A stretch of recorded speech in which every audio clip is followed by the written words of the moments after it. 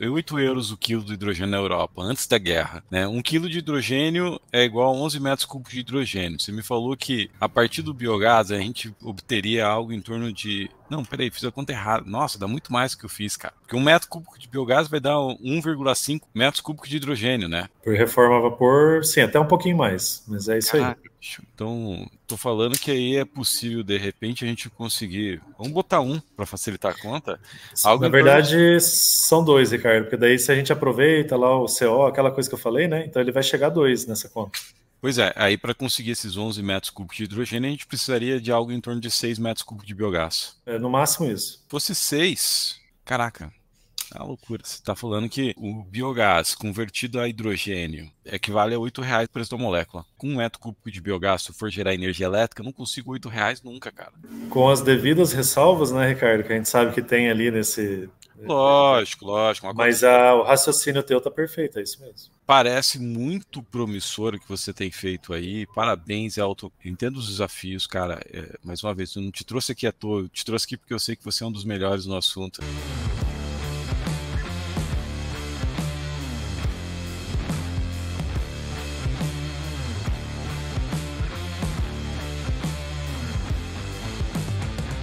Bem-vindos a mais um Dr. Biogás Podcast. Esse aqui é um programa que eu faço para você entender o mercado de biogás, aprendendo a fazer negócios comigo e com convidados da minha confiança. E hoje nós vamos falar sobre hidrogênio renovável a partir do biogás, com um amigo, um dos maiores especialistas, se não o maior especialista no assunto que eu conheço, né, na minha humilde opinião, o professor Dr. Elton José Alves, da UFPR. Elton, seja bem-vindo, cara. A gente já tinha combinado de fazer esse bate-papo há um tempo. E eu sei que você vai contribuir muito com a minha audiência aqui, com o teu conhecimento. Boa tarde, Ricardo. Tá, e cumprimentando aí a todos também que nos acompanham. É um grande prazer, uma grande satisfação, né, termos esse momento aí de troca de informação, né, bater um papo aí sobre esses temas que hoje são temas muito quentes, que estão na atualidade, né, e poder contribuir um pouco aí com o seu trabalho também, que a gente vem acompanhando e admira muito, tá? Então, um grande prazer, uma grande satisfação. Que é isso. Obrigado, satisfação minha. Eu quero começar, Elton, pelo seguinte: eu te admiro, eu admiro tua jornada, admiro teu trabalho, te acompanho há muito tempo, né, lá do oeste do Paraná, e eu quero que a minha audiência também conheça o Elton. Né? Eu gosto de começar o bate-papo nessa estratégia de, pô, quem que é você? Por que que você está aqui? Né? Quem que é esse cara que está falando de hidrogênio aqui com a gente? No final da história a gente vai falar bastante de hidrogênio, né? Então, quem é o Elton, sua formação e quando o biogás entrou na tua vida, Elton? Chamo isso de momento biogás. Agora eu passo a palavra para ti. Legal, legal. Bom, veja, eu sou formado em Química pela Universidade Estadual de Maringá, pela UEM, e fui fazer meu mestrado numa área um pouco diferente, Engenharia de Materiais, lá na Universidade Federal de Santa Catarina. E trabalhei numa área que a princípio não tem nada a ver, né, com o que nós estamos, o nosso tema aqui hoje. Trabalhei com cerâmica, dentro desse mundo de materiais, a área de cerâmica é uma área bem interessante. E depois eu fui fazer meu doutorado na UFSCar, em São Carlos, interior de São Paulo, onde eu, digamos assim, eu comecei a trilhar aí o caminho que envolve combustíveis gasosos, energias, né, de uma forma mais ampla. Nessa ocasião, eu continuei trabalhando na área de revestimentos cerâmicos, cerâmicas, e tive a oportunidade de fazer ali um projeto, de acompanhar alguns projetos com a Companhia de Gás de São Paulo e a Comgás, né, e também fazer estudos, né, focado na questão de eficiência energética aplicada ao setor cerâmico. Então, vou dar um exemplo aqui já de antemão, né, cerâmicas em geral em São Paulo, elas consomem muito gás natural, Uhum. e aí nós começamos a estudar um pouco desse tema, os processos e equipamentos que consomem gás natural. Fizemos alguns trabalhos, inclusive, com os espanhóis, confrontando dados do Brasil, de plantas, né, de produção de revestimentos cerâmicos, com plantas também espanholas. E aí foi muito bacana porque eu tive essa oportunidade de conhecer um pouco mais sobre o setor e enxerguei ali que havia muito espaço, né, muita coisa para se desenvolver nessa área. Mas aí, de repente, surgiu, eu estava no final do doutorado, surgiu uma oportunidade de um concurso para voltar para o Paraná. Eu sou de Maringá, e voltar para o Paraná, e surgiu esse concurso em Palotina. Então, Palotina, né, para quem não sabe aí, é uma cidade do oeste do Paraná, onde nós temos um campus da Universidade Federal do Paraná. E naquela ocasião, o campus ele passava por uma reestruturação com o programa Reúne, né, que era um programa de expansão do governo federal para as universidades. A UFPR participou desse programa, desse Reúne, e Palotina recebeu novos cursos de graduação, né? E um dos cursos que estava contratando é o curso de Tecnologia em Biocombustíveis. Então, eu ingressei, né, na UFPR dessa forma, há 15 anos atrás, e no curso de biocombustíveis, a primeira coisa que eu fui buscar era o quê? Uma interface entre a área de materiais, que era a minha formação, e a área de energias renováveis, porque combustíveis está dentro desse contexto. E foi a partir daí que eu comecei, então, a trabalhar, por exemplo, com catálise, com biodiesel, né? Então, o hidrogênio ele veio um pouquinho depois, mas basicamente foi esse o começo, assim, Ricardo, respondendo a sua pergunta. Eu lembro, daí, eu acho que mais ou menos nessa época eu comecei o mestrado, você começou um pouco antes ali o concurso. Quando você foi para o Oeste, cara? 2011, 2010? 2009, 2009. 2009, isso. E aí, eu lembro que quando eu entrei no mestrado, eu comecei a ouvir do professor Elton, né? E depois, não sei, biogás, o professor Elton trabalhando com sistemas de purificação, materiais, tudo isso. Então, eu lembro bastante, cara. Teu nome sempre foi muito forte, muito presente nesse nosso ambiente acadêmico lá. Mas eu quero ouvir de você qual foi o primeiro desafio no mercado de biogás que você teve, cara. Qual foi a primeira demanda de solução, de desenvolvimento tecnológico e pesquisa em biogás? Pois é, logo no começo dessa. A gente, claro, né? Eu cheguei novo na universidade, recém-doutor, e aí nós fomos buscar estruturar um espaço físico, laboratório, e começar de fato a trabalhar com pesquisa, né? Os primeiros alunos e aquela coisa toda. E aí, quando eu comecei a estudar muito, né, esses temas, principalmente com enfoque no desenvolvimento, assim, do que estava acontecendo no Paraná, na região oeste, né, logo de cara eu me deparei com biogás. O biogás naquela época estava também, né, em expansão, a gente ouvia falar muito de biogás, várias iniciativas, e aí foi me chamando a atenção isso. Poxa, eu estou num lugar, um curso de biocombustíveis, que tem inclusive uma matriz, né, curricular, naquela época tinha, com disciplinas na área de combustíveis gasosos, né, e outros biocombustíveis. Poxa, eu tenho que trabalhar com isso, né, a gente tem que ter know-how nessa área, desenvolver materiais para, de repente, ter soluções tecnológicas para essa área. E aí eu me deparei com uma série de desafios, né? Você comentou aí a purificação de biogás, eu lembro assim, tinha bastante problema com amônia, a questão do sulfeto de hidrogênio, H2S, né? E logo na sequência, eu comecei a estudar um pouco também a questão do hidrogênio. E aí eu achei alguns trabalhos que mostravam essa possibilidade que a gente tinha de usar biogás, né, o metano do biogás principalmente, para extrair hidrogênio. E nessa ocasião eu falei, poxa, como é que isso pode ser feito? E tal, e comecei a interagir com pessoas e outros pesquisadores de outras instituições que já faziam uma parte do processo, o outro fazia outra. Daí eu falei, pô, eu tenho interesse em fazer um pouquinho de tudo, mas vamos começar pelo começo, né? Então a gente buscou logo de cara, naquela época, né, Ricardo, um contato com o CI Biogás, um contato com o PTI, e foi meio que por ali que a gente viu que a coisa era muito maior do que imaginava, né, as oportunidades eram muito grandes, e nós começamos então a propor alguns pequenos projetos para trabalhar dentro dessa temática.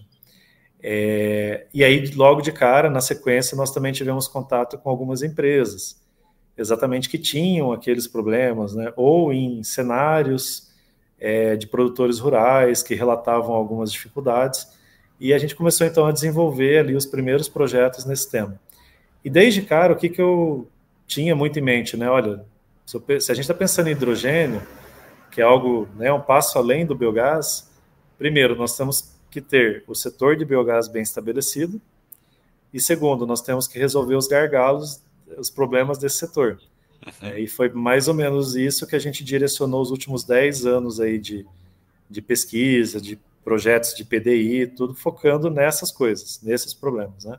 Uhum. Então eu diria que foi um começo assim muito cauteloso, olhando muito bem o mercado, olhando o cenário que a gente tinha, as dificuldades, os desafios, e foi começando a propor então pequenas iniciativas, pequenos projetos para tentar solucionar esses problemas ali do lado da universidade. Bom, você teve que passar pelo biogás para chegar no hidrogênio. É. Em resumo, foi isso. E que momento, cara, você entendeu que biogás já não tinha essa barreira tecnológica de você ter que empreender pesquisa, esforço nisso, e hoje você consegue botar de repente mais esforço em hidrogênio? Então, veja, eu sempre gosto de olhar aí os dados do setor, né? Uhum, Então, se a gente observar essa expansão que o setor de biogás teve nos últimos 10 anos, e a gente está falando exatamente desses 10 anos aí, né? uhum, Foi algo assim impressionante, né? A gente sabe que é um crescimento exponencial. Então, eu acredito que esse crescimento ele também se deu pelo fato de hoje, né, e desde aquela época nós termos empresas prestadoras de serviço, empresas especializadas na área de biogás, que fizessem um projeto, né, de ponta a ponta.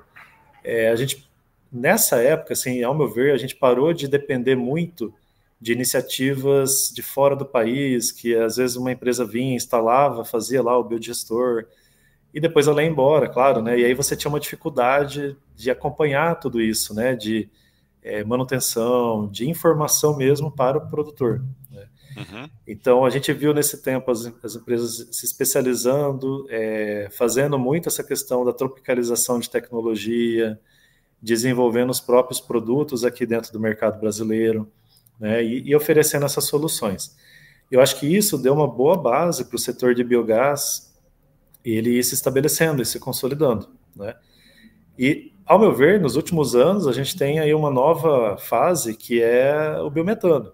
Né? Então, uhum, claro, a gente sabe que as resoluções da própria ANP, tudo isso induzem, né, a gente desenvolver essas áreas e esses temas, mas de fato o setor de biometano, né, o produto biometano, ele está emplacando, né, tem emplacado e a gente tem visto muitas iniciativas serem direcionadas para o biometano. uhum, Isso é bom para hidrogênio, por quê? Aí respondendo um pouco a tua pergunta. Porque se a gente está preocupado em purificar biogás, e se a gente tem tecnologia para isso, e a gente almeja isso, né, e tem uma resolução, né, as normas que são mais exigentes a cada dia, é exatamente esse o melhor cenário para se produzir hidrogênio, porque a gente não pode ter, né, correr o risco de ter um biogás que não passou por esse processo, esse upgrading aí, muitas vezes, e levar esse biogás adiante com algumas impurezas, alguns níveis de impureza, e isso lá na frente a gente no processo de reforma, por exemplo, que é uma tecnologia aplicada, né, a gente vai ter problema lá.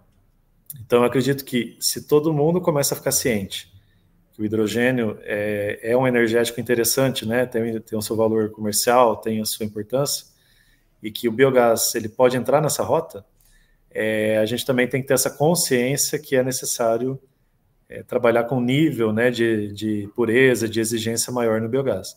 Então, o uhum, biometano, para mim, ele é um caminho, né? Faz parte desse caminho para chegar ao hidrogênio. uhum, uhum. Bom, então tá claro, o advento da gente conseguir purificar o biometano, separar as moléculas de CO2 e CH4 é o que favorece aí o desenvolvimento do mercado de hidrogênio a partir do biogás, né? Isso, Ricardo, só um comentário aí que, assim, por uma rota, isso é verdade. Uhum, Então, se a gente pensar, por exemplo, em usar uma tecnologia de reforma a vapor, né? Então, como é feito hoje com gás natural, então sim, porque daí você tem o metano isolado praticamente, e você vai reagir com vapor de água e vai produzir hidrogênio, gás de síntese. Por outro lado, a gente, daí na universidade, estamos desenvolvendo uma outra rota, onde nós não precisamos remover o CO2. É o que nós chamamos de reforma a seco. uhum, E aí, o que nós precisamos remover? Enxofre, né, o H2S, amônia, outras impurezas que normalmente estão presentes num percentual mais baixo no biogás. Então uhum, aí entra essa vantagem de você não ter que separar o CO2, ou seja, o custo desse processo ele é menor, porque eu não preciso de uma membrana lá, por exemplo, né, para separar esse CO2. E no final das contas, a gente também pode viabilizar a produção de gás de síntese a partir dessa rota, né? Tá. Agora, o que é interessante? O biometano, quem faz biometano, quem produz biometano, ele teve que passar por ele deu importância, né, para as impurezas do biogás. Então, nesse sentido, se o mercado se prepara para isso, ele tem tecnologia para remover os restos, as outras impurezas que o hidrogênio não tolera. Tá? Então, é esse paralelo que eu quis citar ali, né? Ele é importante. Eu ia entrar nisso. Vamos deixar essa caixinha aqui. A gente já volta nela, porque antes eu quero. Vamos entender o que é esse mercado de hidrogênio renovável, cara? Porque Perfeito. tem 300 cores de hidrogênio. Uma pessoa fala uma coisa, outra pessoa fala outra.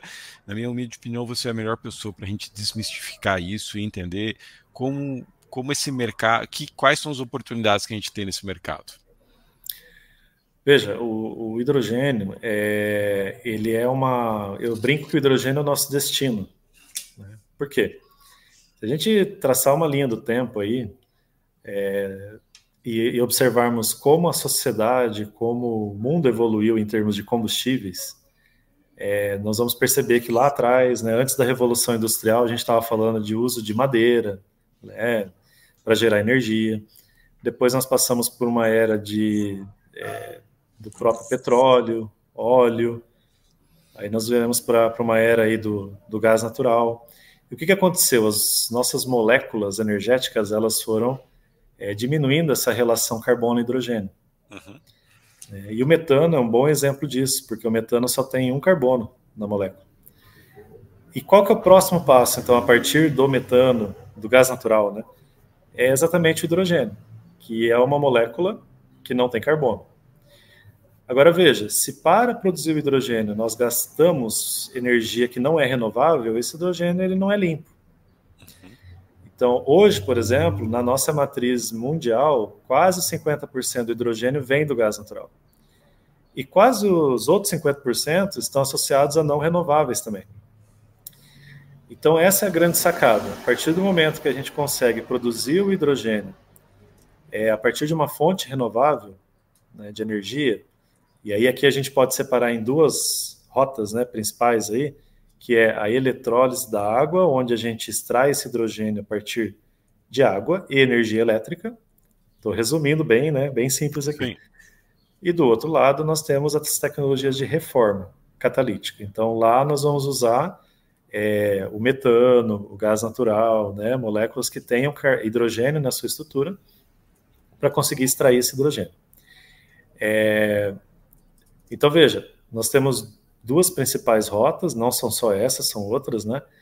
Mas que podem, se nós utilizarmos energia renovável para isso, ter um hidrogênio, aí entra a questão do hidrogênio de baixo carbono, ou de baixa emissão de carbono. Uhum. Dentro desse contexto, é importante também destacar aqui que às vezes tem tantos termos circulando hoje, né? Você falou das cores, mas tem o hidrogênio renovável, hidrogênio de baixo carbono, hidrogênio verde, hidrogênio azul, enfim.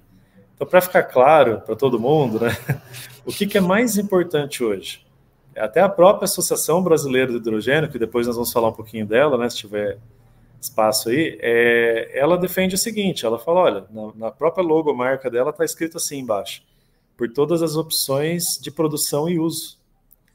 Porque, de fato, é isso que a gente acredita. A gente só vai desenvolver um mercado para hidrogênio se a gente, primeiro, valorizar e considerar o hidrogênio que a gente está produzindo hoje, mesmo ele não sendo renovável, muitas vezes, mas entender que nós estamos num processo de transição energética onde esse é importante, mas a gente tem que ter uma meta, né, para chegar no outro, onde, de fato, a gente tem uma baixa emissão de carbono. Se a gente privilegia uma rota ou uma cor, ou uma tecnologia, a tendência que nós temos é do fracasso, tá? Ou de bloquear o país todo, que tem uma grande riqueza de matérias-primas, né, com potencial para hidrogênio, a gente acaba restringindo a uma rota só, a um tipo de matéria-prima, e isso não é bom dentro desse desenvolvimento econômico. E aí, só finalizando a resposta para a tua pergunta, Ricardo, por que o hidrogênio, né? Por que a gente quer tanto hidrogênio? Na verdade, o hidrogênio ele é usado hoje mundialmente em muitos processos, tá? Sejam quase 50% do hidrogênio hoje no mundo ele é usado no próprio setor petroquímico, onde ele é produzido. Então a gente lembra lá do gás natural, então a gente pega o gás natural, extrai hidrogênio, e lá dentro da refinaria usa hidrogênio nos processos de dessulfurização desses combustíveis que são gerados lá dentro. Enfim, e em processo de hidrogenação, em outras coisas. E uma boa parte desse hidrogênio, também 45%, 43%, vai para a produção de amônia. E aí é um ponto interessante, porque às vezes a gente pensa no uso do hidrogênio só como energético,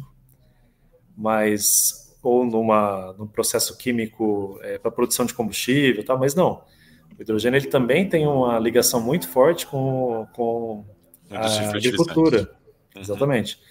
A agricultura no mundo, né? Porque você produz o fertilizante nitrogenado a partir muitas vezes, de ureia, de amônia, e a amônia nada mais é do que uma mistura de nitrogênio com hidrogênio.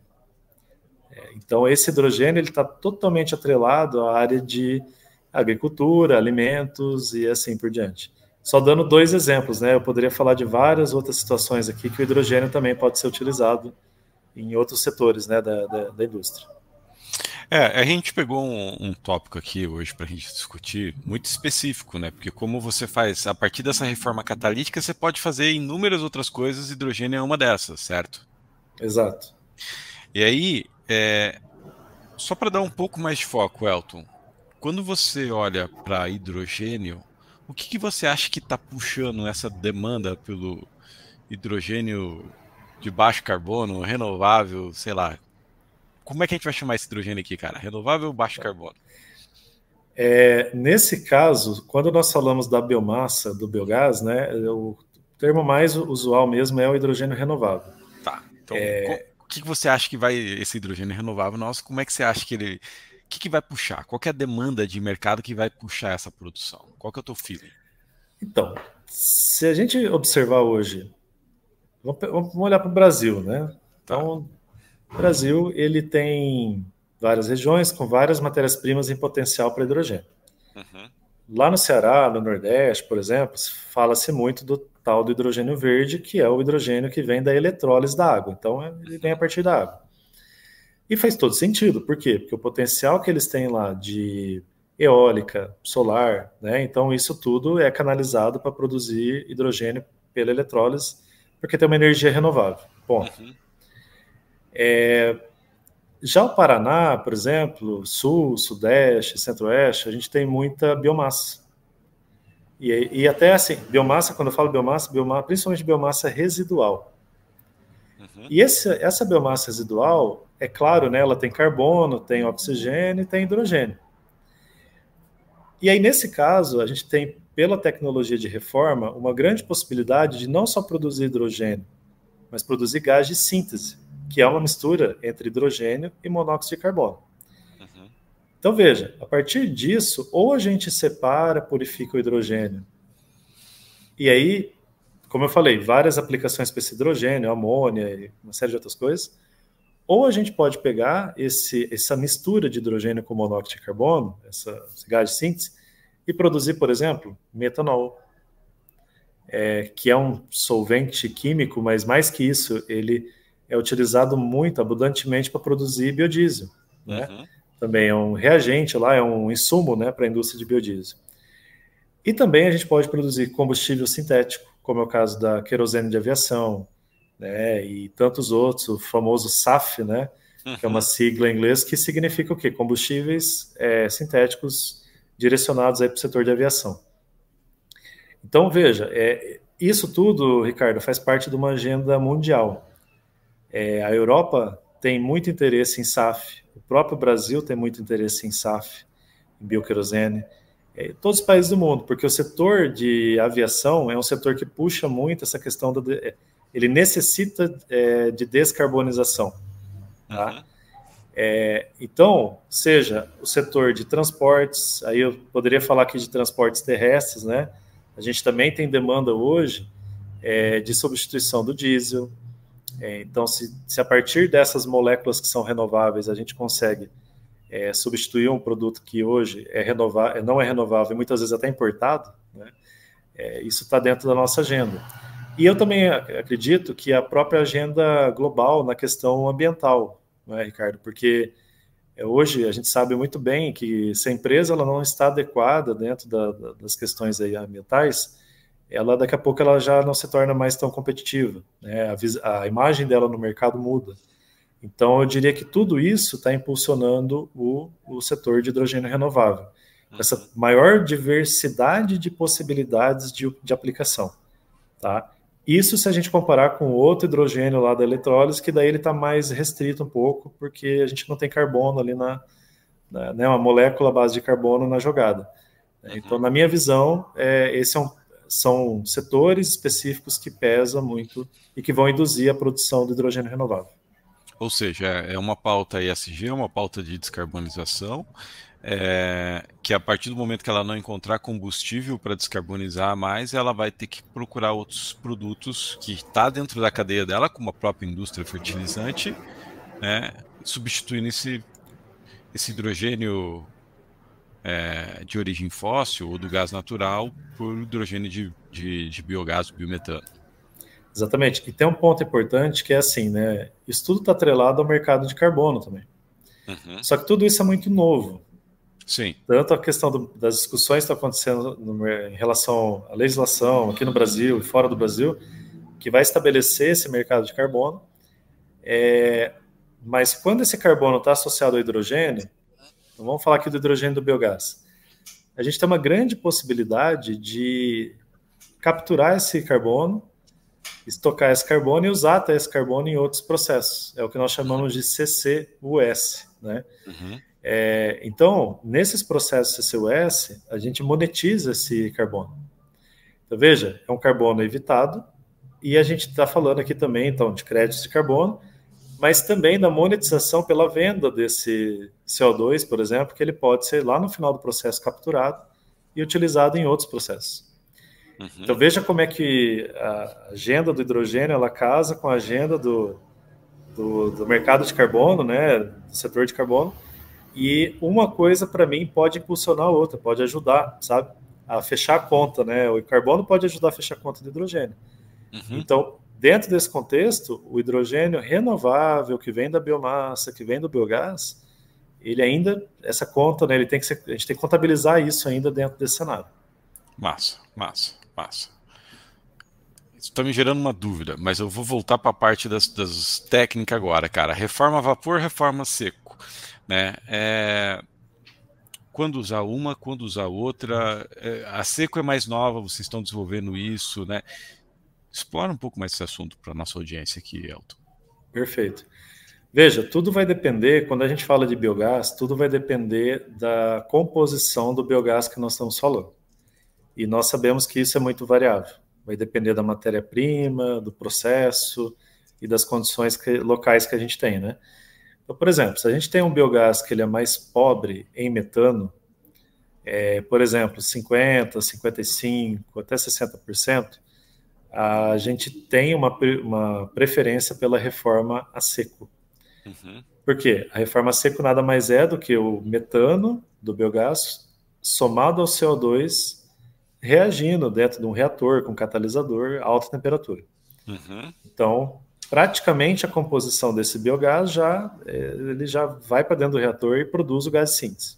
O que é o gás de síntese? A saída do reator vai ter hidrogênio mais monóxido de carbono. Por outro lado, se eu tenho uma composição do meu biogás com um teor de metano mais alto, 70%, 80%, ou até mais, né, dependendo da situação, nós vamos ter aí uma grande prioridade pelo hidrogênio obtido a partir da reforma a vapor. Porque essas são condições, né, para fazer reforma a vapor, na verdade, a gente poderia considerar 100% de metano mais vapor de água. Essa que é a relação. Mas se eu tenho 90, 95, né, quanto mais metano eu tenho, melhor. Então, se o biogás já tem um teor de 80%, por exemplo, a gente pode chegar nos 90, 95% e colocar isso dentro de um reator também de alta temperatura. Uhum. Qual que é a diferença, Ricardo? Os dois produzem gás de síntese, nos dois casos, só que um mais rico em hidrogênio e o outro mais pobre em hidrogênio. Mas a gente também tem que considerar a questão do vapor de água, do uso da água. Tá. E aí tem um dado interessante, né? Se a gente considerar a reforma a vapor, nós estamos falando aí algo em torno de 20, 25 litros de água por quilo de hidrogênio. Uhum. E se nós considerarmos a reforma seco, é zero. Então, essa reflexão a gente tem que ter, né? É muito importante a gente olhar para isso. Hoje se fala muito de CO2, de carbono, de emissões. Mas se a gente pensar um pouco na água, que é um recurso natural, imagina se então no Brasil inteiro, no mundo inteiro, a gente resolvesse adotar a rota da reforma a vapor. Né? Sim. A gente ia precisar de muita água. E não é uma água qualquer, é uma água que ela precisa ser tratada minimamente, né? Tem uma especificação que ela tem que atender. E a gente também gasta energia para tratar essa água, Uhum. certo? E também emite tratando a água, né? Então, assim, é uma informação que ela é tão relevante, na minha opinião, quanto o carbono, quanto o CO2 emitido dentro do processo. Tá. Quais das tecnologias está mais avançada e qual que apresenta hoje? Sei que é tudo muito novo, mas qual que apresenta hoje uma menor operação, uma operação mais simples, uma operação mais enxuta, enfim. Perfeito. Veja, a reforma a vapor, ela é mundialmente, Clássica, de né? longe, a clássica. Uhum. E, como eu falei, quase 50% do hidrogênio no mundo vem a partir da reforma a vapor do gás natural. Uhum. Só para, né, quem talvez não tenha muito contato com a área aí, mas a gente já produz hoje, no mundo, mais de 100 milhões de toneladas de hidrogênio por ano. Tá? A gente já tem uma grande produção de hidrogênio hoje no mundo. Então, eu poderia dizer que quase 50 milhões de toneladas por ano de hidrogênio vem dessa rota. Portanto, de fato, é uma tecnologia muito desenvolvida e, principalmente, ela está presente nas refinarias, né, onde você tem uma larga escala. E aí é mais viável porque você tem uma larga escala, né? Uhum.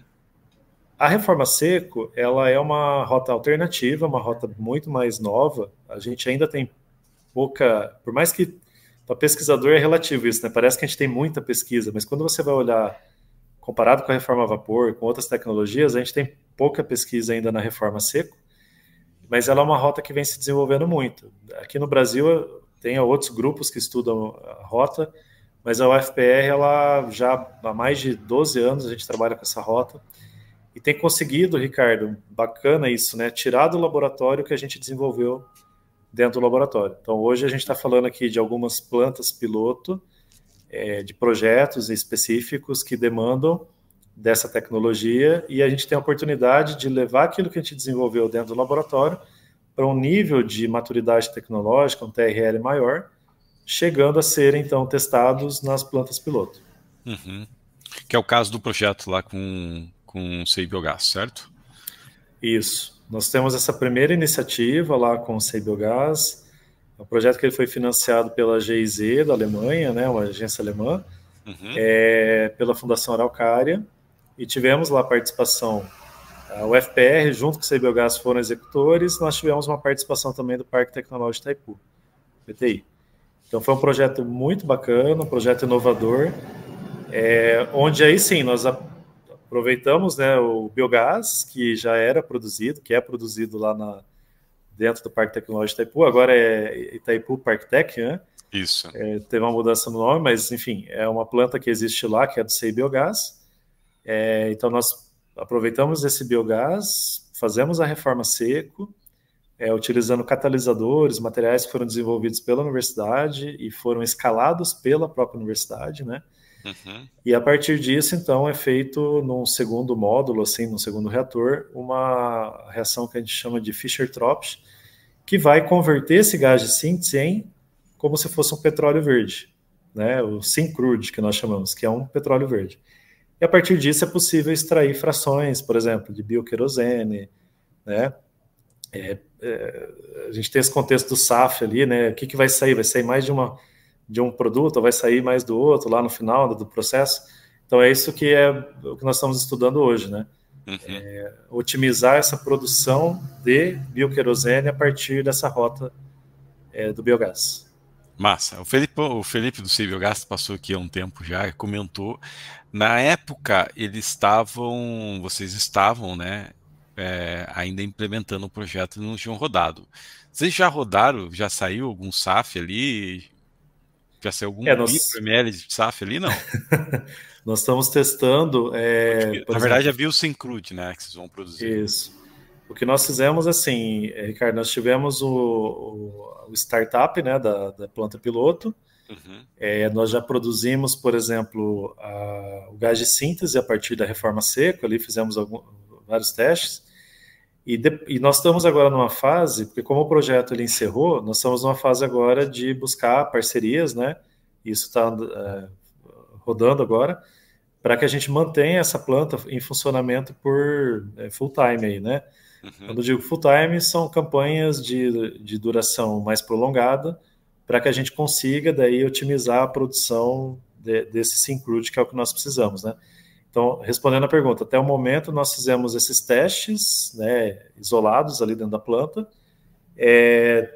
Temos também alguns resultados ali complementares que foram feitos até em outros ambientes, né, que refletem aquela situação da planta, mas que não são de uma forma integrada como a planta está hoje lá, e que tiveram bons resultados também na produção na seletividade, né, digamos assim, para a fração de bioquerosene que a gente quer produzir. Que massa. Então, eu acredito que dentro né, principalmente aí no próximo ano, a gente deve ter já esses acordos estabelecidos para que a gente consiga manter essa planta funcionando aí bastante, produzindo bastante produto aí. É o próximo estágio dela. Que massa. É o Que próximo massa, Elton. estágio. Bom, me parece que a reforma seco, então, ela está num TRL menor, ou já tem, de fato, escalas industriais da reforma seco no mundo, Elton? Então, nós temos poucas iniciativas, né? Tem uma iniciativa da Lind, que é uma empresa que atua na área de gases e uma empresa super grande aí, né? E ela trabalha, por exemplo, com a reforma seco, mas numa planta piloto, só que numa escala bem maior do que essa que nós estamos falando. Uhum. Porém, não é dentro desse contexto de biomassa. Eles aproveitam CO2 de processos industriais, que eles separam, capturam Sim. e utilizam, e misturam com gás natural. Entendi. Então, uma iniciativa diferente, mas que no fundo, assim, eles estão trabalhando com reforma seco, sem vapor de água, sem água no processo, né? É o único caso que eu conheço numa escala maior, né? Um pouco maior do que a gente está falando aqui. Parece que não fazer sentido, mas ao mesmo tempo parece fazer porque você faz a captura do CO2 ali. Cara, que massa saber que a gente tem pesquisadores igual você aí liderando uma tecnologia de ponta para hidrogênio a partir do biogás, que é a reforma seco. Então, porque a gente está conversando aqui, parece ser mais natural uma ascensão do hidrogênio a partir do biometano numa reforma a vapor. Isso está mais consolidado e está mais fácil da gente viabilizar, né? Eu diria que o que vai decidir isso, né? Esse cenário que eu falei. Então, mas nesse momento, de fato, acho que são dois pontos. Do ponto de vista tecnológico. Tecnológico, Ricardo, são duas situações. A eletrólise, ela é o carro-chefe hoje. Por quê? Porque nós já temos eletrolisadores, temos tecnologia, a gente tem bastante sol no Brasil, tem bastante vento, então, assim, tem usina hidrelétrica, tem um Sim. grid, né, que tem um caráter renovável como nenhum outro país do mundo tem, né, o sistema interligado, quer dizer, Brasil é o Brasil nessa área, né? Uhum. Então, a eletrólise, ela vai, de fato, eu acredito que vai impulsionar, ela que vai botar a cara, né, no primeiro momento, para fazer o setor de hidrogênio deslanchar. Uhum. Por outro lado, o contexto da reforma a vapor, ou de qualquer tecnologia de reforma, vai depender muito do cenário que a gente tem, do nosso hub, né, estabelecido, regional. E aí, um ponto importante é o volume de biomassa disponível, o volume de biogás, né? O que nós estamos fazendo na UFPR é desenvolver tecnologias que podem ser modulares, né, e possam ser, então, levadas a vários locais de forma facilitada. Então, tem um projeto que a gente tem hoje com a Copel, onde nós colocamos toda a tecnologia dentro do container. Estamos fazendo esse projeto nesse momento, ele está sendo executado, e a ideia é que a gente demonstre isso. Olha, eu posso colocar tudo aqui, e se eu quero triplicar, eu vou ter 3 containers, e a gente vai produzindo hidrogênio dessa forma.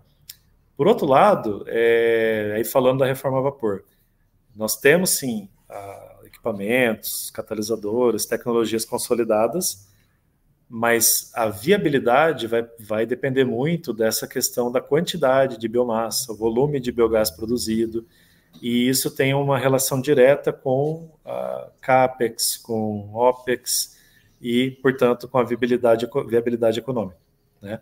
Então, nesse momento, o que a gente está fazendo? Estudando tudo isso, sabe? Até que escala, a partir de que escala a coisa vai começar a ser viável, sabe? Uhum. E é legal porque aí abre um leque de oportunidades para empresas, para as universidades, institutos de pesquisa, debaterem o tema, desenvolverem trabalhos, confrontarem trabalhos, e para a gente chegar num ponto comum, né, com o menor custo possível, de uma forma descentralizada. Esse é um ponto. O Brasil é um país muito grande, tem energia renovável em tudo quanto é canto, e a gente tem que descentralizar essa produção. Não faz sentido eu produzir hidrogênio numa capital, lá perto da refinaria, e transportar esse hidrogênio por 1.000 quilômetros, ou 500 quilômetros, ou 200 quilômetros, né, dentro do país. Até porque é difícil transportar hidrogênio, comprimir hidrogênio. A gente gasta muita energia, é muito caro. Mas se eu consigo produzir descentralizado, pô, eu estou atacando, né, de uma forma direta, a redução do custo do hidrogênio. E aí isso pode ser viável, pode torná-lo viável.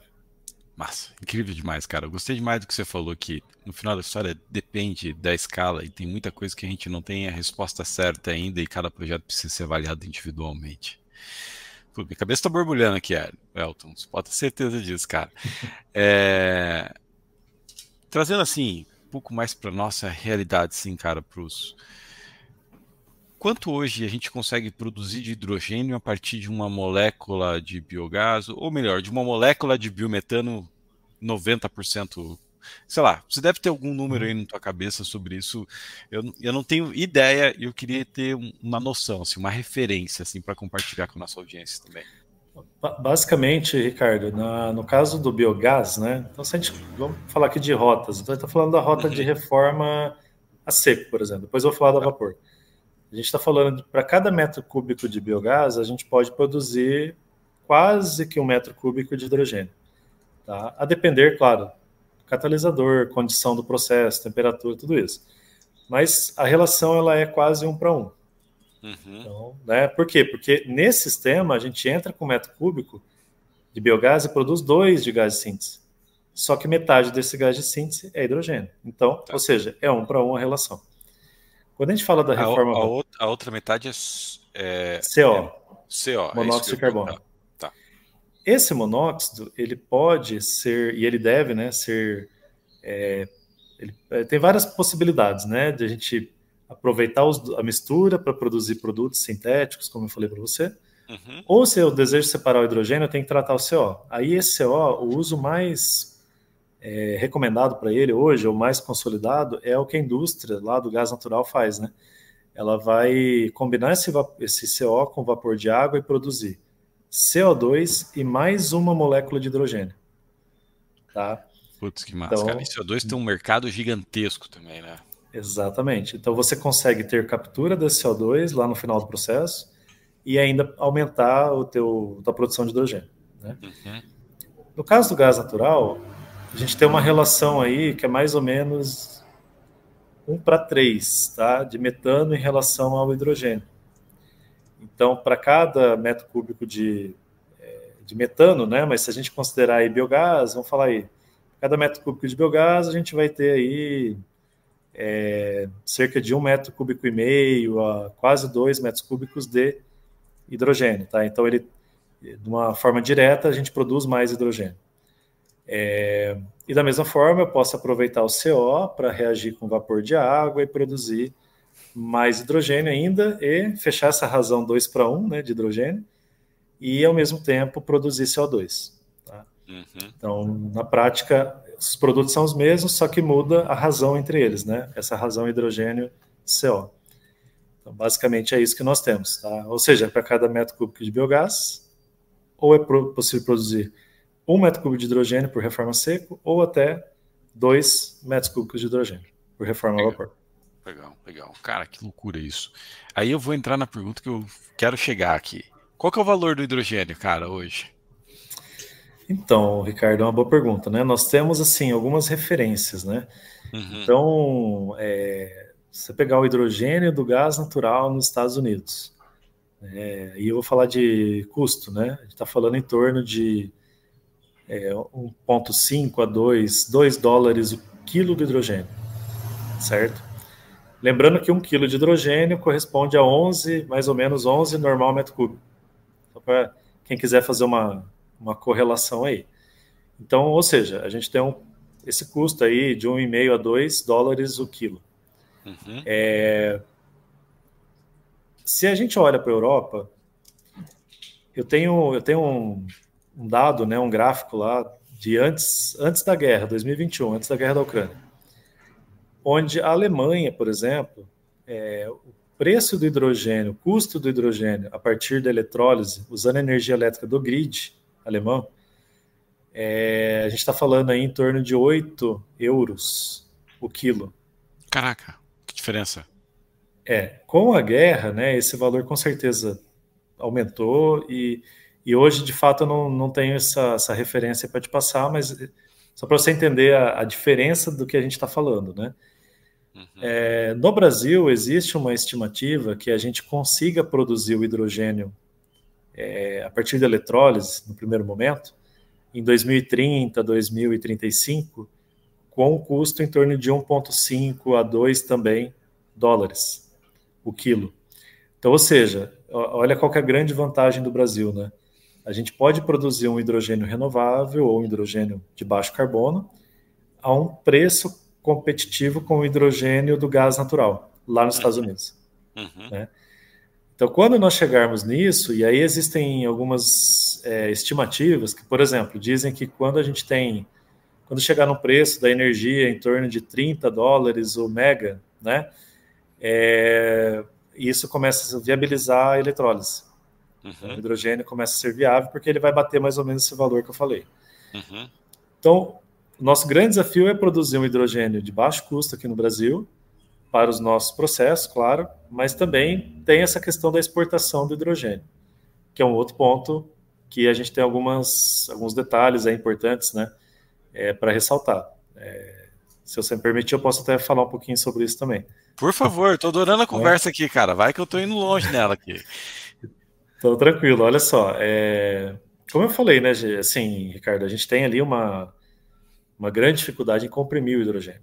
Tá? Uhum, Para que o transporte do hidrogênio seja minimamente viável, a gente tem que trabalhar com pressões de 350 a 700 bar, ou seja, 350 a 700 atmosferas de pressão em uhum, cilindros, né? Esse cilindro, o gás é comprimido, é transportado. Então você imagina a dificuldade que a gente tem, o custo, né, de tudo isso, consumo energético. De fato, é algo complexo. É algo que inviabiliza? Não. No entanto, que a gente usa essa tecnologia de compressão hoje normalmente, né? A gente precisa uhum, fazer isso para transportar o hidrogênio. Tem também outras formas de você armazenar o hidrogênio. Posso, por exemplo, liquefazer esse hidrogênio. Mas para isso eu vou precisar de uma temperatura de menos 253 graus Celsius. uhum, Ou seja, olha, imagina a energia que a gente vai gastar para conseguir chegar a menos 253 e liquefazer o hidrogênio. uhum, Então, quando a gente olha para esse cenário de exportação do hidrogênio, eu tenho algumas ressalvas, né, com relação a isso, porque seria muito melhor para a gente aqui no Brasil produzir hidrogênio e consumir o hidrogênio aqui no local.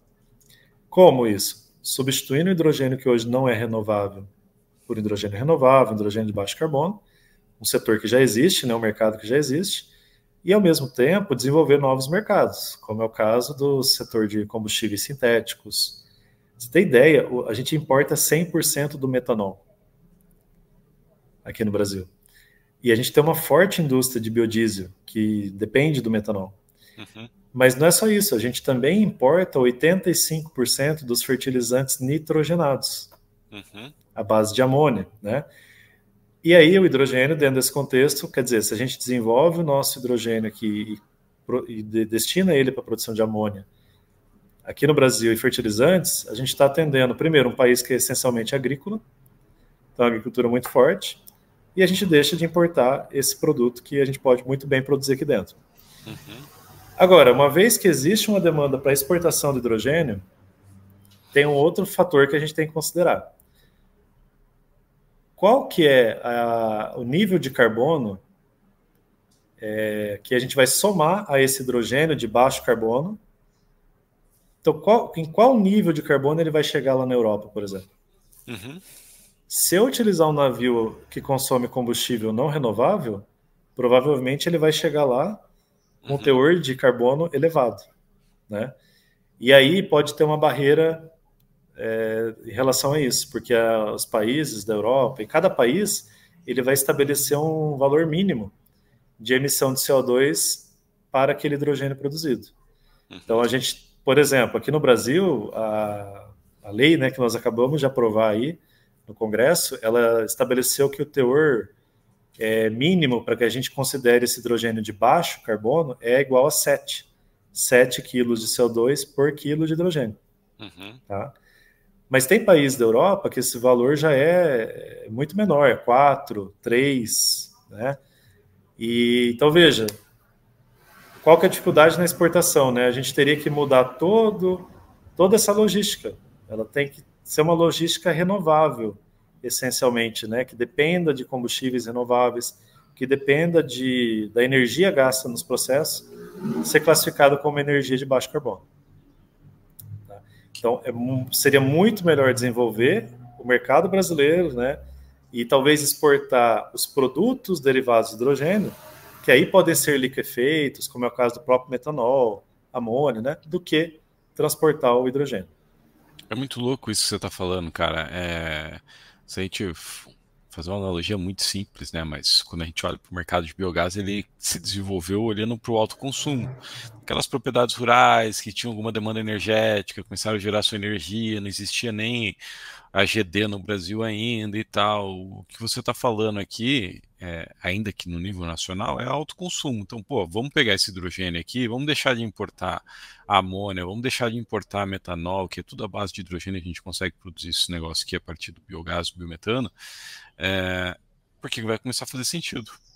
Com certeza. Uma vez que esses produtos que nós falamos estão sendo importados pelo Brasil em grandes quantidades. E você falou que 1 quilo de hidrogênio é equivalente a 11 metros cúbicos de biogás? Não, de hidrogênio. De hidrogênio. 1 quilo seria 11 metros cúbicos. Entendi. Eu tinha feito uma conta que vou ter que fazer ela de novo, então, para poder fechar o raciocínio.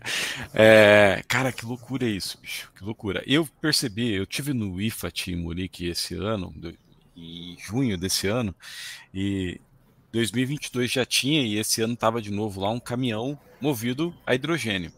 Né? E você vai ver a fundo, conversando com o fabricante, ele falou assim, cara, o desafio é justamente esse que você falou, Elton, armazenar o hidrogênio. Né? Mas, inclusive, era uma tendência dessa feira, o IFAT, para quem não conhece, o IFAT é a maior feira, a principal feira de saneamento que existe no mundo, acontece lá em Munique a cada 2 anos, e a pauta do evento era hidrogênio. Tudo quanto era lado era hidrogênio na mobilidade. Aí você para e pensa assim, cara, como é que vai botar hidrogênio na mobilidade? Aí entra a eletrificação junto com o hidrogênio, né? Porque aí você consegue ter energia armazenável, muita energia armazenável, né, comparado com gás em cilindros. Aí eles pegam esse hidrogênio e jogam para uma célula combustível que gera energia que toca os veículos e tal, e alimenta uma bateria para ter uma outra fonte de reserva ali. Cara, isso é uma loucura. Exatamente. E é um pouco assim da pegada, Ricardo, que a gente acabou adotando aí nos projetos, né? Então, por exemplo, eu falei do projeto lá com o CBiogás, mas nós temos 2 projetos agora em andamento. Um deles, por exemplo, nós tivemos um projeto aprovado em primeiro lugar numa chamada de hidrogênio da Copel, no ano passado.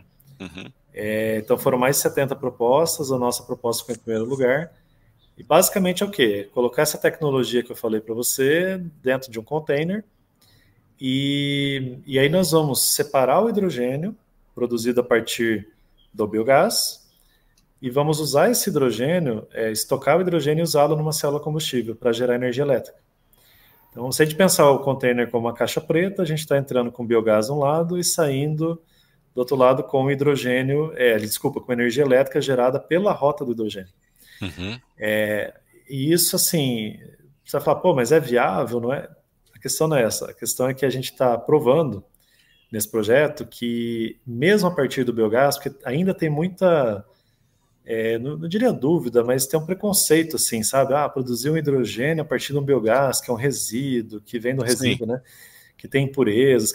A gente vai chegar numa pureza do hidrogênio igual a 99,99%. Uhum. Porque só assim você consegue usar numa célula combustível. Então, o que a gente quer provar, na verdade? A gente quer provar que, de fato, a gente consegue fazer isso, consegue operacionalizar essa pequena planta, produzir esse hidrogênio de alta pureza, mesmo a partir do biogás. E Uhum. o detalhe, por uma rota seca, onde não tem água envolvida no processo. Então, esse é um projeto muito bacana, que ele traz aí toda essa questão da descentralização, dessa pegada, né? E a gente vai ter até o final do ano que vem para encerrar esse projeto. E tem um outro, né, ele começou também esse ano com a Sanepar e a Copel se juntaram, né, convidaram o CEI Biogás e a UFPR para desenvolver também uma planta piloto aqui em Curitiba, lá numa estação de tratamento de esgoto deles, onde eles já produzem biogás. Uhum. Então a ideia é exatamente instalar essa planta piloto, aproveitar esse biogás que eles produzem, trabalhar com reforma, trabalhar com célula combustível também e gerar energia suficiente para abastecimento, para alimentação de um veículo elétrico. Então a escala é um pouquinho maior, então a gente consegue gerar essa potência suficiente na célula combustível para uso, né, na eletromobilidade. O que é Uhum. muito bacana também, porque daí não é só energia sendo injetada na rede, mas de fato é o uso ali, né, na alimentação do veículo. Então são dois projetos bem interessantes, bem legais que nós estamos agora envolvidos e trabalhando em conjunto. Massa, cara, massa. Eu, assim, ó, eu gosto de chegar nos números da minha cabeça aqui, cara. Eu fiz a conta de trás para frente dos números que você me falou, né? 8 euros o quilo do hidrogênio na Europa, antes da guerra, né? 1 quilo de hidrogênio é igual a 11 metros cúbicos de hidrogênio. Você me falou que a partir do biogás a gente precisa aí, você obteria algo em torno de. Não, peraí, fiz a conta errada. Nossa, dá muito mais do que eu fiz, cara. Porque 1 metro cúbico de biogás vai dar 1,5 metros cúbicos de hidrogênio, né? Por reforma a vapor, sim, até um pouquinho mais, mas é isso aí. Caraca, bicho. Então, tô falando que aí é possível, de repente, a gente conseguir. Vamos botar um para facilitar a conta. Algo Na em torno de. verdade, são dois, Ricardo, porque daí se a gente aproveita lá o CO, aquela coisa que eu falei, né? Então ele vai chegar a dois nessa conta. Pois é, aí para conseguir esses 11 metros cúbicos de hidrogênio, a gente precisaria de algo em torno de 6 metros cúbicos de biogás. No mínimo, no máximo isso. 5 a No 6. máximo, no máximo isso, cara. Se fosse 6, caraca, é uma loucura. Você está falando que é, o biogás convertido a hidrogênio, né, equivalente aí, obviamente, né, numa conta bem grosseira, equivale a R$ 8 o preço da molécula. Entende? Então, 8 euros contra 8 reais, né? É isso que você, tua Não, não, conta não, é. eu fiz a conta convertendo. Né, eu Ah, fiz a sim, sim, conta, sim. eu Tá fiz a certo, conta tá de trás certo. para frente Isso, convertendo, né? isso. Então, sim, a lógica é, com 1 metro cúbico de biogás, se eu for gerar energia elétrica, eu não consigo R$ 8 nunca, cara. Uhum. Então, nunca, pelo preço do Com, quilowatt. com as devidas ressalvas, né, Ricardo, que a gente sabe que tem ali nesse. Lógico, lógico, uma conta Mas de o raciocínio teu tá perfeito, é isso mesmo. Então, parece muito promissor o que você tem feito aí. Parabéns, Elton. E entendo os desafios, cara. Mais uma vez, eu não te trouxe aqui à toa, eu te trouxe aqui porque eu sei que você é um dos melhores no assunto aí de hidrogênio, de reforma catalítica. E aí, cara, eu queria que você falasse um pouco dessa parada, dessa associação de hidrogênio, né? O que ela tem feito pelo mercado de hidrogênio no Brasil? Foi uma ascensão muito rápida, cara. De repente, vocês ganharam, o hidrogênio ganhou mais pauta do que o biometano em 10 anos, né? E aí eu Sim. quero entender um pouco o que é a associação, o que vocês fazem lá, enfim, como é que alguém que está ouvindo a gente aqui pode eventualmente se beneficiar ou ter interesse em entrar em contato? Legal, Ricardo. Assim, ó, nós criamos, né, nós fundamos a Associação Brasileira de Hidrogênio em 2017.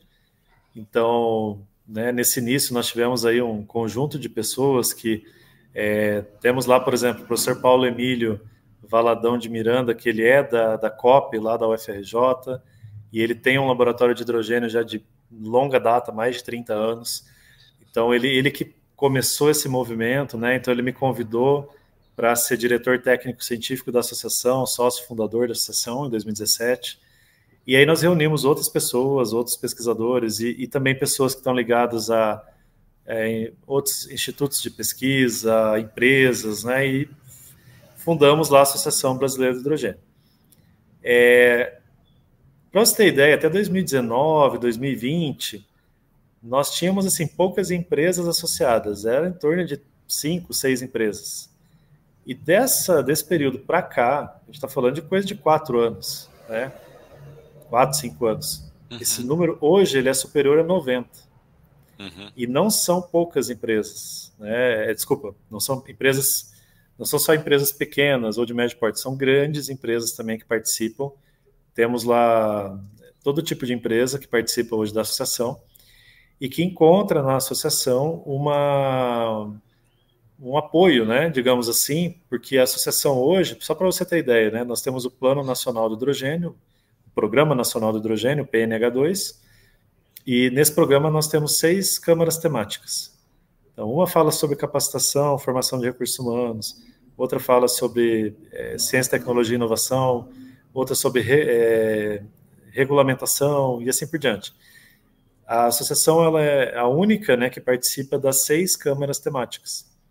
Então a gente está assim muito vinculado a fazer essa ponte com os governos, com as academias, né, com o setor produtivo e nesse ambiente é onde as empresas acabam encontrando ali um respaldo, né, uma segurança para poder levar suas demandas, né, poder também debater os temas que a gente tem lá. Nós criamos um conselho do hidrogênio que trata exatamente, reúne essas empresas que são associadas para debater esses temas e levantar as demandas.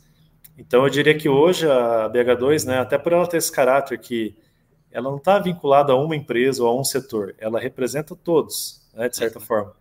Então, ela tem essa isenção, né, que eu acho que é fundamental para esse tipo de associação poder atuar livremente dentro das questões de política pública, né, sem ter, digamos assim, interesses particulares, né? Então a associação hoje ela é muito diversificada e atua em todas as áreas aí, tudo que fala de hidrogênio, todos os tipos de hidrogênio, todos os produtos, a Associação Brasileira de Hidrogênio está lá. Massa, massa, massa. Putz, Elton, tem muita coisa na minha cabeça aqui, cara. Eu preciso processar e a gente marcar uma nova conversa aí, viu? Mas tem alguma coisa que eu não te perguntei que você eventualmente gostaria de compartilhar? Algum projeto que vocês estão desenvolvendo, alguma coisa que vocês estão buscando, enfim?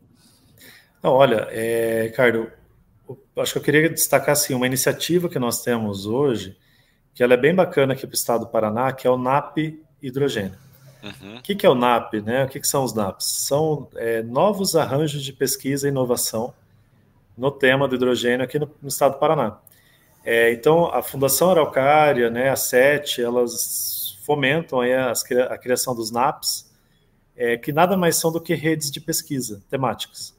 Uhum. Então, a gente fez uma articulação com a UEM, Maringá, com a UniOeste, nesse primeiro momento, em Toledo, com a Unicentro, em Guarapuava, com a UEL, lá em Londrina, com a UTFPR, aqui em Curitiba, em Pato Branco, e com a própria UFPR, em Palotina e Curitiba. Então, nós fizemos uma grande rede de pesquisa no Paraná, dedicada a estudar a questão do hidrogênio. Então, não só estudar, né? Ali tem uma série de bolsistas que são alunos, então a gente está capacitando, um recurso humano de qualidade, né? Graduandos, mestrandos, doutorandos no tema do hidrogênio. Nós temos aí umas metas que é promover eventos, né? Até aproveito aqui já o espaço para divulgar aqui, nós vamos ter um evento agora em novembro, de 12 a 14 de novembro em Foz do Iguaçu, lá no Itaipu Parktech. Esse evento ele é um congresso, né, um encontro latino-americano de hidrogênio, o primeiro latino-americano, e vamos ter a segunda edição do Simpósio Paranaense de Hidrogênio. Que massa. Então, nesse simpósio, por exemplo, né, nós fizemos uma primeira edição em 2017, lá em Palotino, e agora a segunda edição vai acontecer junto com o latino-americano. E ali, basicamente, quem faz parte, organiza esse evento hoje é o NAP, são essas instituições, né, esses pesquisadores que interagem e que buscam desenvolver o tema do hidrogênio no Paraná. Também é importante destacar, Ricardo, que o Paraná também possui uma lei de hidrogênio. Então, nós somos assim, mais rápidos do que, óbvio, né, do que esse cenário brasileiro, que demora mais, porque envolve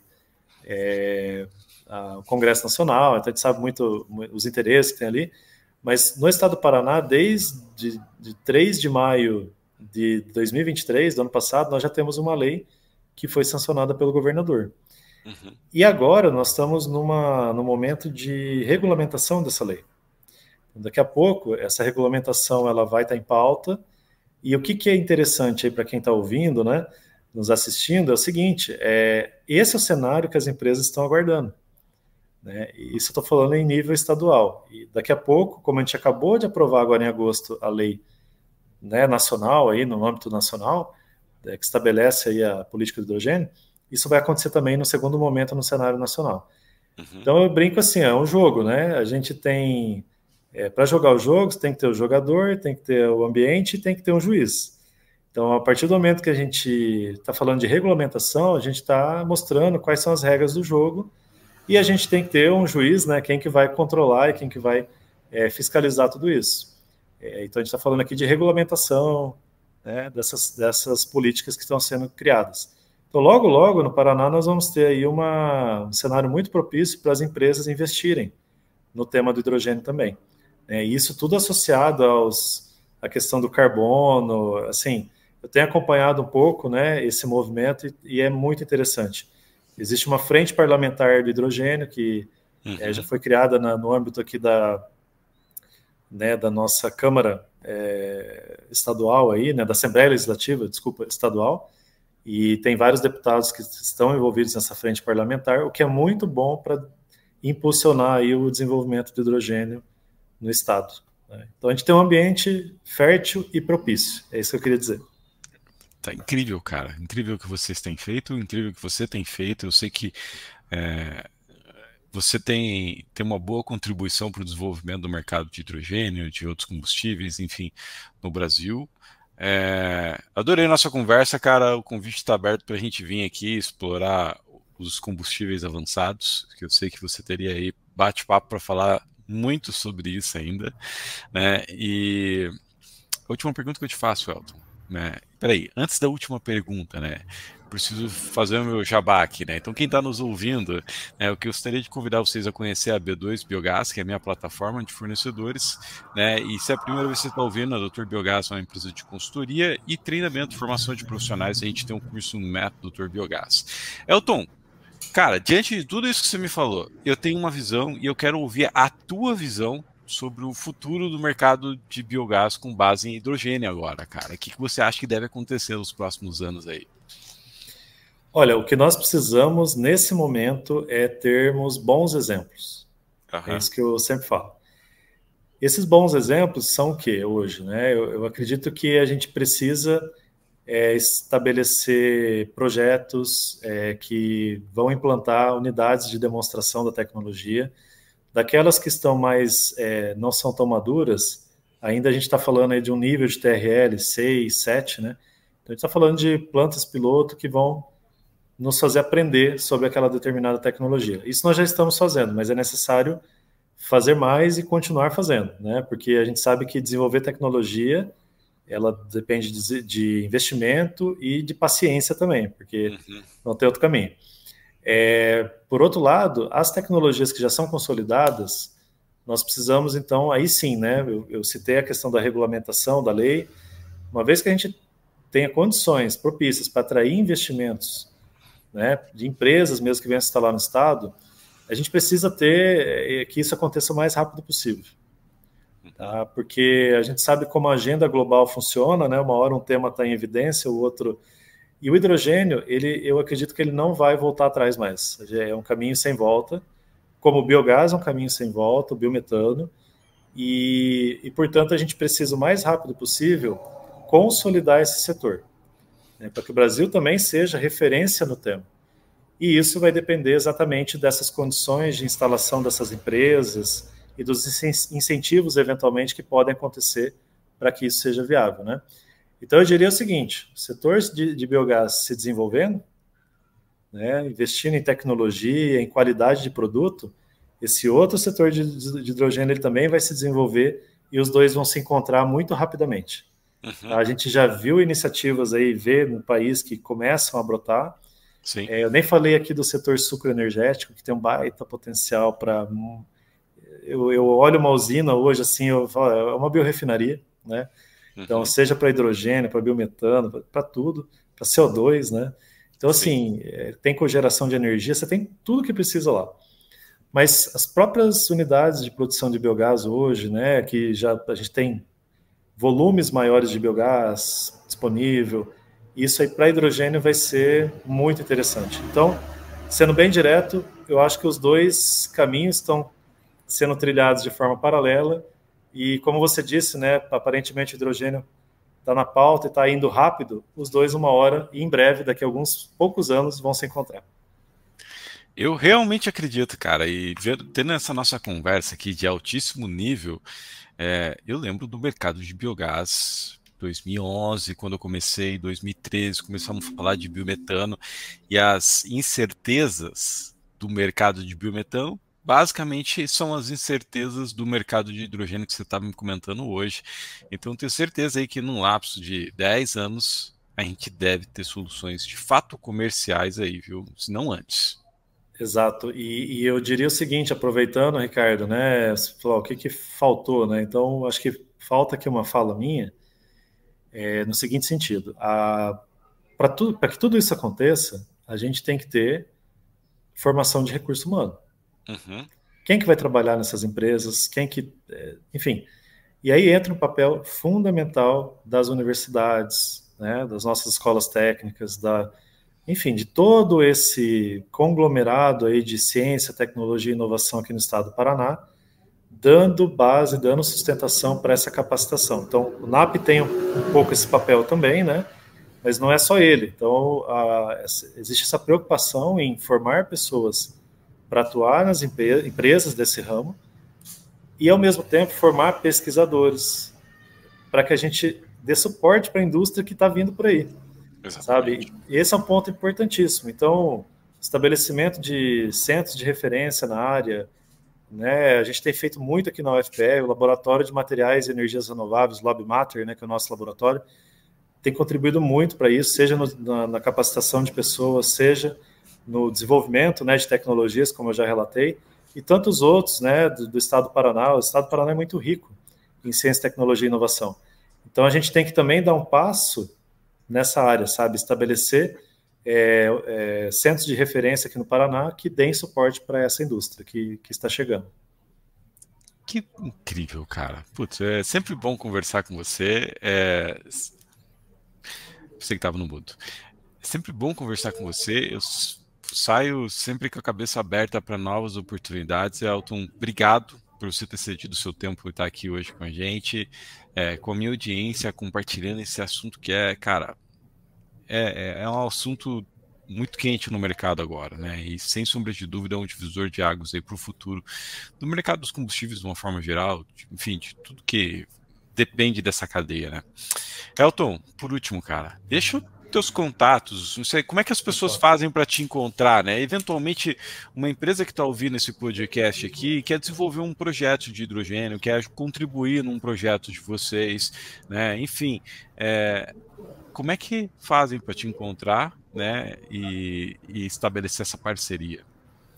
Perfeito. Bom, eu tenho um vínculo aqui atual, né, Ricardo, no Departamento de Engenharia Química da Universidade Federal do Paraná, no Centro Politécnico, em Curitiba. Temos o laboratório, que é o LabMatter, Laboratório de Materiais e Energias Renováveis. Então, nós temos lá o site do laboratório, que é o labmatter.ufpr.br. Estamos também no Instagram, enfim, né, no LinkedIn. No meu caso, o Instagram também é o elton.josé.alves, sem acento. Uhum. E o meu e-mail é elton, né, .alves@ufpr.br. Tá? Se vocês forem fazer aí uma consulta na internet, vocês facilmente vão encontrar o meu e-mail, então fiquem à vontade, seja pelas redes sociais, seja pelo laboratório, ou seja, também entrando em contato direto por e-mail, nós estamos aqui à disposição. Tá? E eu queria aproveitar, Ricardo, para te agradecer muito aí pelo convite. Você é uma pessoa que eu admiro muito, a gente já trocou muita figurinha aí, né, de algum tempo atrás. Bastante. Fico muito feliz que você está trilhando esse caminho, né, um caminho que você acreditou, que você está investindo nisso, e a gente acompanha assim e fica muito contente pelo teu sucesso aí. Então, né, acho que esse canal, essa forma que você encontrou aqui de trazer esses temas também para a sociedade, para que tenha uma amplitude maior, né, e atinja mais pessoas, eu acho que é fantástico e conte conosco aí também sempre que precisar, viu? Com certeza, Elton. Obrigado, pessoal que está nos ouvindo, né? Deixa o teu like, eu tenho certeza que esse podcast foi intenso de conteúdo. Compartilha ele, deixa tuas dúvidas aqui, eventualmente, eu vou encaminhar elas também para o Elton, né? A gente responde juntos. Se você está ouvindo pelo Spotify, avalie a gente com as 5 estrelinhas lá, isso ajuda a entregar mais o nosso conteúdo e a gente levar mais informação para mais pessoas de hidrogênio, biogás, biometano, biodigestores. Elton, obrigado e até o próximo episódio, pessoal.